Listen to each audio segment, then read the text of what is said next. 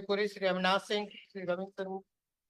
Malad, the petitioner is an ex-serviceman, Malad, and earlier the advertisement was issued for the recruitment of post of sub-inspector, Malad. In this case, Malad, my submission is that the इसमें कोई petitions अभी dispose नहीं हुई है और petition file हुई है, Malad, हैं? अभी फाइल हुई है, अभी और पिटिशंस फाइल हुई हैं जी अभी Yeah, फाइल हुई today है। I have- आप इसमें देखिए कोर्ट ने ऑलरेडी डायरेक्शन दे रखा है और उन्होंने एक्सेस जो एडिशनल था वो खुद ही उन्होंने खत्म कर दिया।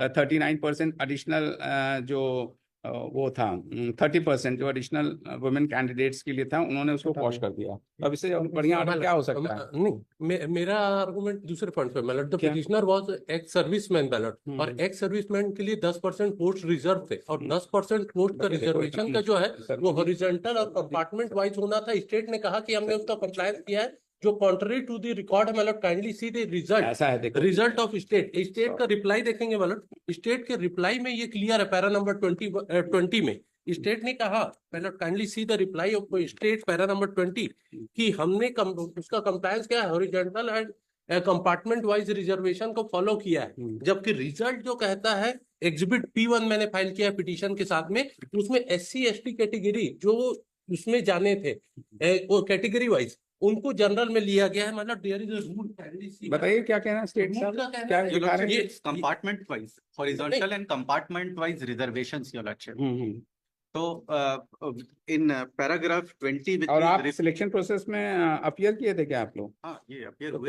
फिर जब अपीयर किए तो फिर सिलेक्ट हो गए थे तो फिर रिजर्वेशन और सब खत्म हो जाता उसका बेनिफिट नहीं मिला। जो ये बोल रहे हैं कि कंप्लायंस हुआ है, तो कंप्लायंस के कॉन्ट्ररी रिकॉर्ड है। मतलब काइंडली सी एग्जिबिट P1 में, मतलब page number, first page number petition का पेज नंबर 9, कैंडिडेट है ST कैटेगरी का, उसको अनरिजर्व में लिया और स्टेट का कहना है कि ST की कैंडिडेट नहीं मिले, इसलिए वो ST के पोस्ट वेकेंट है पैरा 20 के हिसाब से। And Malad again see, Malad, para number page number 41 47 ये कहते कहना है कि जो सर्विस में सबको रिजर्वेशन नहीं किया, जो ST का रिजर्वेशन इसको अनरिजर्व। अब ये बताइए, जिसको ST का रिजर्वेशन में उन्होंने अनरिजर्व में सिलेक्ट किया जी, तो उसका मार्क्स कितने थे? मतलब यही डिस्प्यूट है इसमें कि इन्होंने किसी का मार्क डिस्क्लोज नहीं किया, किसी का मार्क डिस्क्लोज नहीं किया। आप लोग क्या कहना है भाई? ये मैंने रूल्स की कॉपी दी। आपको बताइए क्या कहना, आप किधर से हैं? For the Vyapam Lordship, we conducted अच्छा, examination. व्यापन से आप ही स्टेट हैं, बता दीजिए Yes, कि yes, your इनका- हाँ, lordship. इसका बता दीजिए जवाब। What my learned friend is saying is, your lordship, कि इसमें जो total number of post 975 post हैं, out of that 10% was reserved for ex servicemen, and in that calculation 5 times the person should have been called. अच्छा, Now, your lordship, what our submission is that the reservation was horizontal and compartment wise, and supposedly, your lordship, SC candidates are not available. ST candidates, sufficient number of candidates are not available. That number of persons won't be available in the final calculation. जो 5 times बोल रहे हैं, अगर ST SC candidates available नहीं है, तो shorter number of persons would be applicable.